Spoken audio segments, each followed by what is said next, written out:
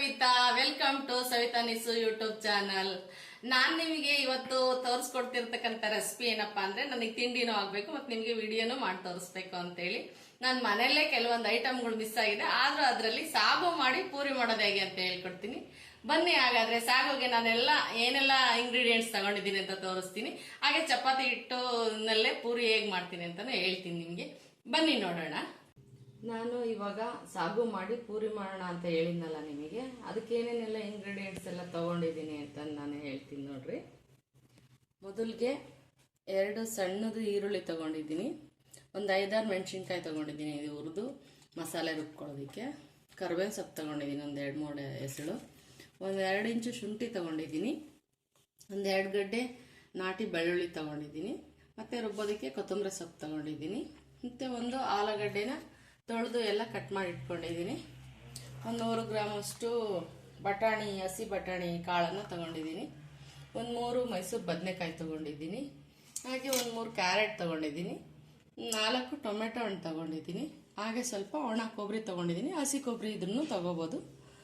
ಹಾಗೆ ಸ್ವಲ್ಪ ಗಸಗಸೆ ತಗೊಂಡಿದ್ದೀನಿ, ಜೀರಿಗೆ ತಗೊಂಡಿದ್ದೀನಿ, ನನ್ನ ಗರಂ ಮಸಾಲ ಅಂದರೆ ಮಸಾಲ ನಾನೇ ಮಾಡಿರ್ತಕ್ಕಂಥ ಮಸಾಲ ಪುಡಿ ತಗೊಂಡಿದ್ದೀನಿ, ಸ್ವಲ್ಪ ರುಚಿಗೆ ಅಚ್ಕಾರದ ಪುಡಿನೂ ತಗೊಂಡಿದ್ದೀನಿ, ರುಚಿಗೆ ತಕ್ಕಷ್ಟು ಉಪ್ಪು, ಒಗ್ಗರಣೆಗೆ ಸಾಸಿವೆ ಜೀರಿಗೆ ಹಾಕೋಬೇಕು.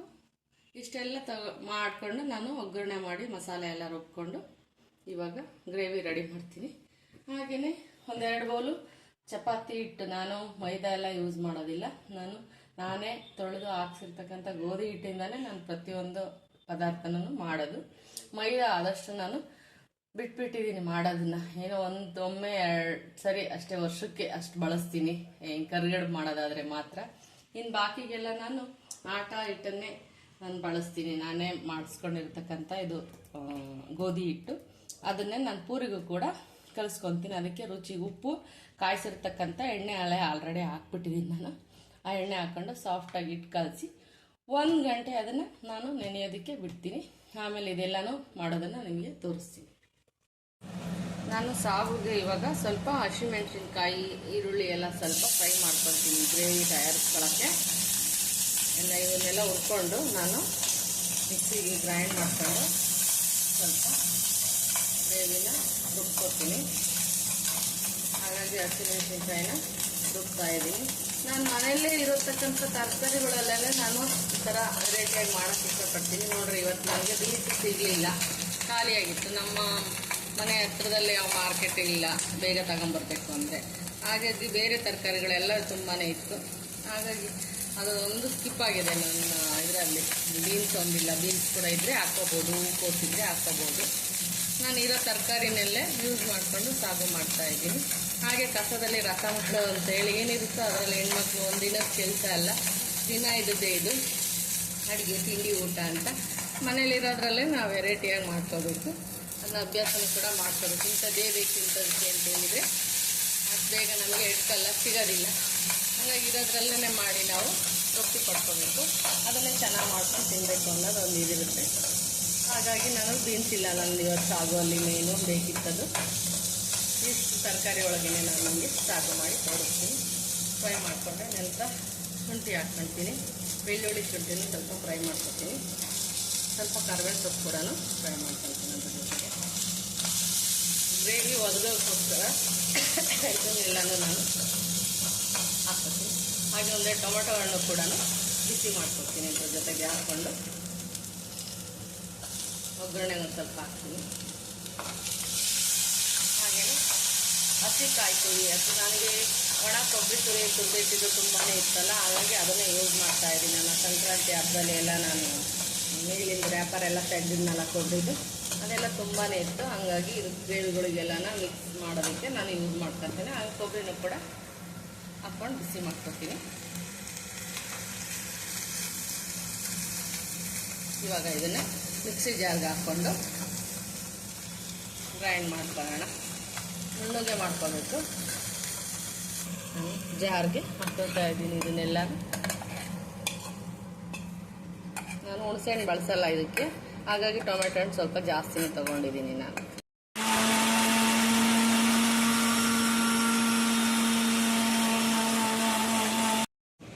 ಈ ಥರ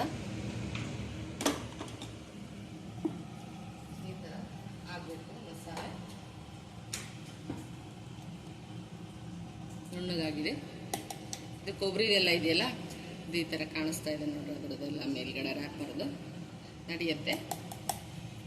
ನಾನು ಒಗ್ಗರಣೆಗೆ ಎಣ್ಣೆಯನ್ನು ಹಾಕ್ತಾ ಇದ್ದೀನಿ. ಒಂದು 3 ಟೇಬಲ್ ಸ್ಪೂನ್ ಎಣ್ಣೆ ಹಾಕ್ಕೊತೀನಿ.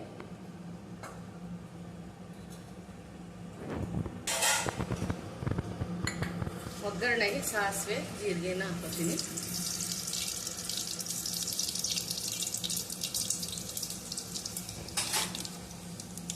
ಇವಾಗ ಅದಕ್ಕೆ ಕರ್ಬೇವು ಸೊಪ್ಪು ಹಾಕೋಣ, ಹಾಗೆ ಈರುಳ್ಳಿನ ಹಾಕೋಣ.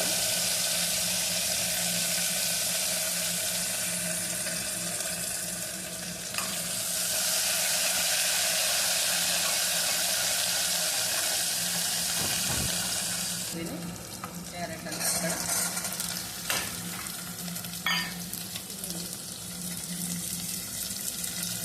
ಆಲೂಗಡ್ಡೆ ಹಾಕ್ಕೊಂತೀನಿ, ಒಂದು ಕಟ್ ಮಾಡಿರೋದು.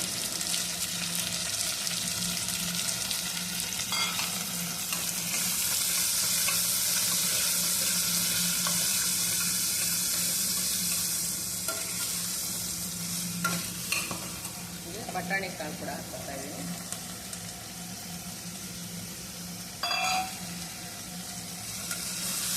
ಹಸಿ ಬಟಾಣಿ ಹಾಕ್ತಾ ಇದ್ದೀನಿ. ಡ್ರೈ ಇದ್ದರೆ ಅದನ್ನು ಕೂಡ ಸೋಪ್ ಮಾಡಿ ನೈಟೇನೆ ಬೆಳಗ್ಗೆ ಹಾಕಿದರೆ ಚೆನ್ನಾಗಿರುತ್ತೆ.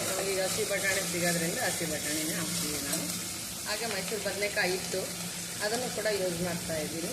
ಮೈಸೂರು ಬದನೆಕಾಯಿ ಅದು ಒಂದು 3 ಚಿಕ್ಕದಿತ್ತು, ಅದನ್ನು ಕೂಡ ಹಾಕ್ತಾ ಇದ್ದೀನಿ.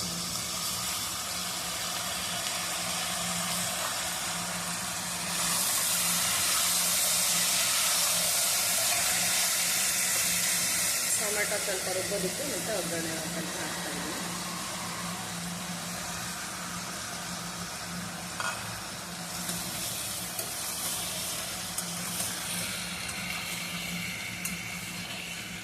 ಎಲ್ಲ ಫ್ರೈ ಆಗಿ ಆಗಲೇ ಮಿಕ್ಸಿ ಜಾರಲ್ಲಿ ಖಾರ ರುಬ್ಕೊಂಡ್ವಲ್ಲ, ಅದಕ್ಕೆ ಎಲ್ಲ ಮಸಾಲೆಗಳನ್ನ ಒಂದ್ಸರಿ ಹಾಕ್ಕೊಂಡು ಇನ್ನೊಂದ್ಸರಿ ಗ್ರೈಂಡ್ ಮಾಡ್ಕೊಂಬಿಟ್ರೆ ಫುಲ್ ನುಣ್ಣಗಾಗುತ್ತೆ. ಇನ್ನೊಂದ್ಸರಿ ಇದೆಲ್ಲ ಮಸಾಲೆಗಳನ್ನೆಲ್ಲ ಹಾಕ್ಕೊಂಡು ಗ್ರೈಂಡ್ ಮಾಡ್ಕೊಳ್ಳೋಣ. ಗಸಗಸೆ, ಜೀರಿಗೆ, ಮಸಾಲ ಪುಡಿ, ಉಪ್ಪು, ಖಾರದ ಪುಡಿ ಎಲ್ಲನೂ ಹಾಕ್ಕೊಂಡು ಒಂದು ಸ್ವಲ್ಪ ನೀರನ್ನು ಸೇರಿಸ್ಕೊಂಡು ಇದಕ್ಕೆ ಸ್ವಲ್ಪ ನೀರನ್ನು ಸೇರಿಸ್ಕೊಂಡು ಇನ್ನೊಂದು ಸ್ವಲ್ಪ ರುಬ್ಕೊಳ್ತೀನಿ.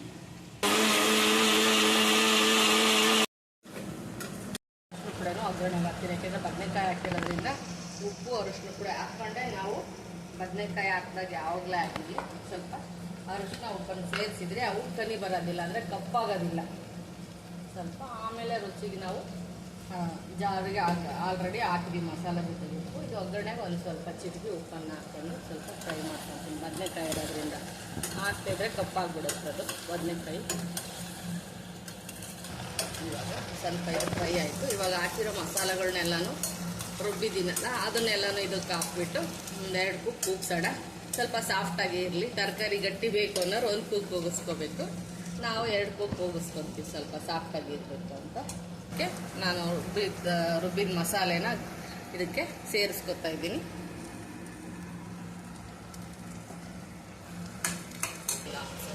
ಜಾರೊಳಗಿಂದೆಲ್ಲ ನೀರನ್ನು ಹಾಕೊಂಡು ಮಸಾಲೆ ತಗೊಂಡು ಹಾಕ್ಕೊಂಡಿದ್ದೀನಿ. ಇವಾಗ ಇದನ್ನೆಲ್ಲ ಮಿಕ್ಸ್ ಮಾಡಿ ಈಗ ಇದಕ್ಕೆ ಲಿಡ್ ಕ್ಲೋಸ್ ಮಾಡ್ತೀನಿ. ನಾನು ಎಲ್ಲ ಹಾಕಿದ್ದೀನಿ ಆಲ್ರೆಡಿ, ಮಸಾಲೆಗಳು ಉಪ್ಪು ಎಲ್ಲ ಹಾಕಿದ್ದೀನಿ. ಇದಕ್ಕೇನು ಫೈನಲಿ ಹಾಕೋಂಗಿಲ್ಲ. ಬೇಕು ಅಂದರೆ ಗಾರ್ನಿಷ್ಗೆ ಕೊತ್ತಂಬರಿ ಹಾಕ್ಕೋಬೋದು ತಣ್ಣಗಾದ್ಮೇಲೆ. ನಾನಿವಾಗ ಇದಕ್ಕೆ ಲಿಡ್ಡನ್ನು ಕ್ಲೋಸ್ ಮಾಡ್ತೀನಿ. ನಾನಿವಾಗ ಲಿಡ್ಡನ್ನು ಕ್ಲೋಸ್ ಮಾಡ್ತೀನಿ. ಹಾಗೆ ಪೂರಿ ಉಜ್ಕೊಂಡು ಇದು ಕುಕ್ಕರ್ ಕೂಗೋಷ್ಟೊತ್ತಿಗೆ ನಾನು ಪೂರಿಗೆಲ್ಲ ರೆಡಿ ಮಾಡ್ಕೊತೀನಿ. ಆಲ್ರೆಡಿ ಟೈಮ್ ಆಗಿಬಿಟ್ಟಿದೆ ಇವತ್ತು. ಜೊತೆಗೇ ಪೂರಿ ಮಾಡ್ಕೊತೀನಿ ಅದು ಕೂಗೋ ಅಷ್ಟೊತ್ತಿಗೆ. ನೋಡಿ ಹಿಟ್ಟು ಎಷ್ಟು ಸಾಫ್ಟಾಗಿ, ಇನ್ನು 1/2-3 ಗಂಟೆ ಆಯ್ತು ಅಷ್ಟೇ ನಾನು ಕಲಸಿ. ಎಷ್ಟು ಚೆನ್ನಾಗಾಗಿದೆ. ನಾನು ನನ್ನ ಅಡುಗೆ ಮನೆದು ಕಲ್ಲನ್ನು ಸ್ಟವ್ ಇಟ್ಟರೆ ಕಲ್ಲು ಯಾಕೆ ಎತ್ತರ ಹಾಕಿಸ್ಕೊಂಡೆ ಅಂದರೆ ನಾನು ಸ್ವಲ್ಪ ಜಾಸ್ತಿ ರೊಟ್ಟಿ ಚಪಾತಿ ಅದ್ರಾಗೂ ರೊಟ್ಟಿ ಜಾಸ್ತಿ ನಿಂತ್ಕೊಂಡೆ ಉಜ್ಜಬೇಕು ಅನ್ನೋ ಉದ್ದೇಶದಿಂದಲೇ ನಾನು ಕಲ್ಲನ್ನು ಸ್ವಲ್ಪ ಅರ್ಧ ಅಡಿ ಎಲ್ಲ ಮೆಜರ್ಮೆಂಟ್ಗಿಂತ ಹೆಚ್ಚಾಗಿ ಅರ್ಧ ಅಡಿ ಹಾಕಿಸ್ಕೊಂಡೆ. ಈಗ ನಿಂತ್ಕೊಂಡು ಚಪಾತಿ ರೊಟ್ಟಿ ಉಜ್ಜೋದಕ್ಕೆ ಈ ಥರ ಪೂರಿಗಳು ಮಾಡ್ಕೊಳ್ಳೋಕ್ಕೆ ಅಂತೇಳಿ ನಾನು ಕಲ್ಲನ್ನು ಈ ಕಲ್ಲ ಮೇಲೇ ನಾನು ಪೂರಿ ಎಲ್ಲನೂ ಉಜ್ಕೊಳ್ಳೋದು. ಇಲ್ಲೂ ತೋರಿಸ್ತೀನಿ ನೋಡಿ ಎಷ್ಟೊಂದು ಸಾಫ್ಟಾಗಿ ಆಗಿದೆ ಹಿಟ್ಟು. ಈಗ ಉರುಳಿ ಮಾಡ್ಕೊಳ್ತೀನಿ ಇದು ಪೂರಿಗೆಲ್ಲನ. ತುಂಬ ಚೆನ್ನಾಗಿ ನೆನ್ಕೊಂಡಿದೆ. ಚಿಕ್ಕದಾಗಿ ನಾವು ಸ್ವಲ್ಪ ಪೂರಿ ಆಗಿರೋದ್ರಿಂದ ಚಿಕ್ಕ ಬಾಣಲೆ ಇಟ್ಟು ಚಿಕ್ಕದಾಗಿ ಪೂರಿ ಮಾಡ್ಕೊತೀನಿ. ಸುಮ್ಮನೆ ಎಣ್ಣೆ ಭಾಳ ಹಾಕಿ ದೊಡ್ಡ ಬಾಣಲೆ ಎಲ್ಲ ಇಟ್ಕೊಂಡ್ರೆ ಸುಮ್ಮನೆ ಎಣ್ಣೆ ಕಾದು ಎಲ್ಲ ವೇಸ್ಟ್ ಆಗುತ್ತೆ. ಪದೇ ಪದೇ ಆಯಿಲನ್ನು ಬಿಸಿ ಮಾಡಬಾರ್ದು. ಅದಕ್ಕೋಸ್ಕರ ನಾನು ಚಿಕ್ಕದಾದ ಒಂದು ಬಾಣಲೆಯಲ್ಲಿ ಸ್ವಲ್ಪನೇ ಎಣ್ಣೆ ಹಾಕ್ಕೊಂಡು ಚಿಕ್ಕದಾಗಿ ಪೂರಿನ ಮಾಡ್ಕೊತೀನಿ. ಇದಾಗಿರೋದೆ ನಾನು ಈ ಥರ ಎಲ್ಲ ಹುಳಿ ಎಲ್ಲ ಕಿತ್ತಾಕಂತೀನಿ, ಅಂದರೆ ಬಿಲ್ಲೆಗಳನ್ನೆಲ್ಲ ಮಾಡಿಕೊಂಡು ಮಾಡ್ತೀನಿ. ನಾನು ಆದಷ್ಟು ನಾನು ಯಾವಾಗಲೂ ನಾನು ಮಾಡಿಸ್ತಕ್ಕಂಥ ಇದು ಗೋಧಿ ಹಿಟ್ಟಲ್ಲೇ ನಾನು ಪೂರಿ ಮಾಡ್ಕೊಳ್ಳೋದು. ಮತ್ತು ಉದ್ದೋಳಿಗೆ ಮಾಡಿದ್ರು ಕೂಡ ಇದಕ್ಕೊಂದು ಸ್ವಲ್ಪ ಚಿರೋಟಿ ರವೆ ಹಾಕ್ಕೊಂಡು ಕಲಿಸ್ಕೊತೀನಿ. ತುಂಬ ಚೆನ್ನಾಗಿ ಬರುತ್ತೆ.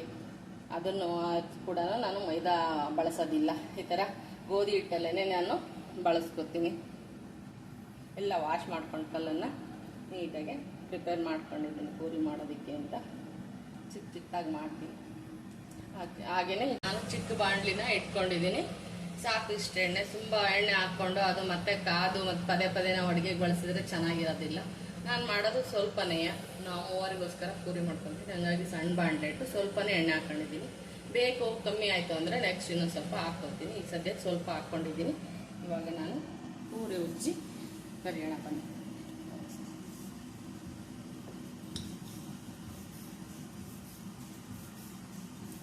ಚಿಕ್ಕದಾಗಿ ಉಜ್ತೀನಿ ನಾನು, ತುಂಬ ದೊಡ್ಡದಾಗೇನು ಉಜ್ಜೋದಿಲ್ಲ. ಸೈಡ್ಗೆ ಹಾಕ್ಕೊತೀನಿ ಎಣ್ಣೆ ಕಾಯಿಲೆ. ಅದು ಪೂರಿನ ಸ್ವಲ್ಪ ಹಿಟ್ಟು ಹಾಕೊಂಡೆ ಉಜ್ಕೋತೀನಿ. ಕೆಲವರು ಎಣ್ಣೆ ಎಲ್ಲ ಹಚ್ಕೊಂಡು ಉಜ್ಕೋತಾರೆ, ನಾನು ಹಾಕೋದಿಲ್ಲ. ತುಂಬ ಹಿಟ್ಟನ್ನು ಕೂಡ ಹಾಕಿ ನಾನು ಉಜ್ಜೋದಿಲ್ಲ. ನೋಡಿ ಇಷ್ಟು ದಪ್ಪನಾಗಿರಬೇಕು ಪೂರಿ, ಹಂಗಾದ್ರೆ ಚೆನ್ನಾಗಿ ಎರಡು ಪದ್ರ ಥರ ಮುಕ್ಕೊಳ್ತವೆ. ದಪ್ಪನೇ ಇರಬೇಕು ಪೂರಿ. ತೆಳ್ಳಗೆ ಉಜ್ಜಿದ್ರೆ ಕರಿ ಕರಿ ಆಗಿಬಿಡುತ್ತೆ.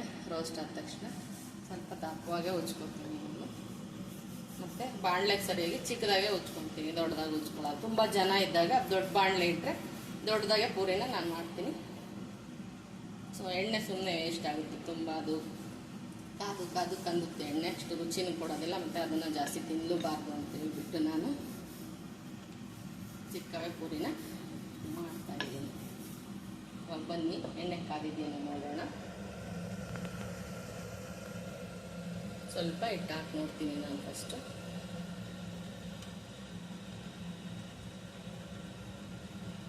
ಒಂದು 2-3 ಸೆಕೆಂಡ್, ಒಂದು 10 ಸೆಕೆಂಡ್ ಆದರೂ ಬೇಕು ಅನಿಸುತ್ತೆ. ಸ್ವಲ್ಪ ಕಾಯಿಲೆ. ಇವಾಗ ಹಾಕ್ತೀನಿ ನಾನು ನೋಡೋಣ. ಫಸ್ಟು ಸ್ವಲ್ಪ ಕಾಯಬೇಕು ಎಣ್ಣೆ. ಟೆಸ್ಟಿಂಗ್ ಪೂರಿ ಫಸ್ಟಿಂದು ಆದರೂ ಪರವಾಗಿಲ್ಲ, ಕಾದಿದೆ. ಇನ್ನೊಂದು ಸ್ವಲ್ಪ ಕಾಯಬೇಕು. ಈ ಥರ ಮುಟ್ಕೋಬೇಕು. ಸ್ವಲ್ಪ ದಪ್ಪಗೆ ಉಜ್ಜಿದ್ರೆ ನೀಟಾಗಿ ಎರಡು ಸೈಡು ಅರ್ಗನ್ನು ನೀಟಾಗಿ ಡಿಪ್ ಮಾಡಿ ನಾವು ಬೇಯಿಸ್ಕೋಬೇಕು. ಎಣ್ಣೆ ಒಳಗೆ ಕರಿಬೇಕು. ಇನ್ನೊಂದು ಸ್ವಲ್ಪ ಕಾಯಬೇಕು ಎಣ್ಣೆ. ಇವಾಗ ಚೆನ್ನಾಗಿ ಕಾದಿದೆ ನೋಡಿರಿ. ನಾವು ಇಲ್ಲಿ ತಿರುಗಿದ ತಕ್ಷಣ ಸ್ಟ್ರಕ್ಚರ್ ಕಾಣಿಸುತ್ತೆ, ಒಳ್ಳೆ ಕಲರ್ಫುಲ್ಲಾಗಿ ನೋಡೋದಕ್ಕೆ ತುಂಬ ಚೆನ್ನಾಗಿರುತ್ತೆ. ಆಮೇಲೆ ಗೋಧಿ ಹಿಟ್ಟಾಗಿರೋದ್ರಿಂದ ಕೆಂಪಗೆ ಬರುತ್ತೆ ಪೂರಿ. ನೋಡಿ ತಿನ್ನೋದಕ್ಕೂ ಕೂಡ ಸಾಫ್ಟಾಗಿರುತ್ತೆ. ಸ್ವಲ್ಪ ಮಿದುವಾಗಿಯೇ ನಾವು ಕಲಿಸ್ಕೋಬೇಕಾದ್ರೆ ನೆನೆ ಹಿಟ್ಟನ್ನು, ಹಾಗಾದರೆ ಸಾಫ್ಟಾಗಿ ಬರುತ್ತೆ. ತಿನ್ನೋದಕ್ಕೂ ತುಂಬ ಮೃದುವಾಗಿರುತ್ತೆ. ಒಂದು 10 ಒಂದೊಂದ್ಸರಿ ಉಜ್ಕೊಂಡು ಕರೆದು ಮತ್ತು ನೆಕ್ಸ್ಟ್ ಉಜ್ಕೋಬೇಕು. ಭಾಳ ಉಜ್ಜಿ ನೆನೆಯೋಕೆ ಬಿಟ್ಟರೆ ನೀಟಾಗಿ ಈ ಥರ ಉಜ್ಕೊಳ್ಳೋದಿಲ್ಲ ಪೂರಿಗಳು.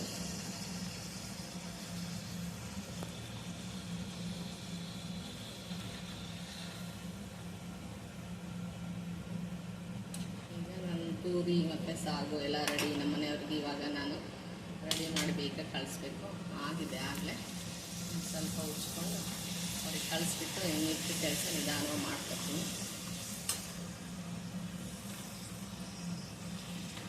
ಬರೀ ಗೋಧಿ ಹಿಟ್ಟು ನೋಡ್ರಿ, ಏನನ್ನೂ ಹಾಕಿಲ್ಲ. ಒಂದು ಸ್ವಲ್ಪ ರುಚಿಗೆ ಉಪ್ಪು, ಸ್ವಲ್ಪ ಕಾಯಿಸಿದ ಎಣ್ಣೆ ಹಾಕ್ಕೊಂಡಿದ್ದೀನಿ. ನಾನು ಹಿಟ್ಟಲ್ಲೇ ಪೂರಿ ಉಜ್ಜಿರೋದು, ಅದಕ್ಕೆ ಎಣ್ಣೆ ಹಾಕ್ಕೊಂಡು ಉಜ್ಕೊಂಡಿಲ್ಲ ನಾನು. ನೋಡಿ ಈ ಥರ ಆಗಿದೆ. ಸಾಕು ಹೋಗಿದ್ಮೇಲೆ ಇದನ್ನು ಇವಾಗ ನಾವು ಸರ್ವಿಂಗ್ ಬೌಲ್ಗೆ ಹಾಕ್ಕೊಂಡು ಸರ್ವ್ ಮಾಡೋಣ.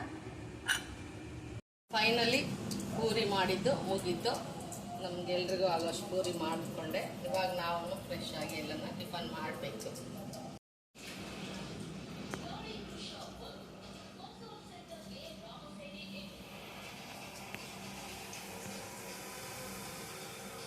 ನಾನಿವಾಗ ನಾನು ಮಾಡಿರ್ತಕ್ಕಂಥ ಸಾಗು ಮತ್ತು ಪೂರಿ ಟೇಸ್ಟ್ ಹೇಗಾಗಿದೆ ಅಂತೇಳಿ ನಾನು ನಿಮಗೆ ಟೇಸ್ಟ್ ಮಾಡಿ ಹೇಳ್ತೀನಿ.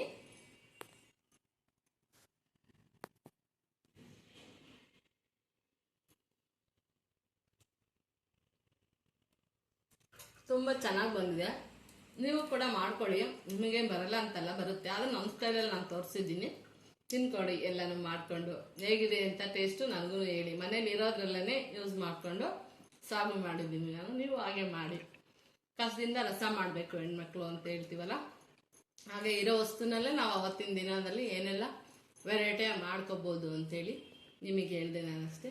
ಆದಷ್ಟು ಎಲ್ಲರೂ ಸಬ್ಸ್ಕ್ರೈಬ್ ಆಗಿ. ಈಗ ಸಬ್ಸ್ಕ್ರೈಬ್ ಆಗಿರೋರಿಗೂ ಕೂಡ ಎಲ್ಲರಿಗೂ ಧನ್ಯವಾದಗಳು. ಹಾಗೆ ನಾನು ಇವತ್ತಿನ ವಿಡಿಯೋನ ಮುಗಿಸ್ತಾ ಇದ್ದೀನಿ. ಬಾಯ್, ಮತ್ತೆ ಸಿಗೋಣ.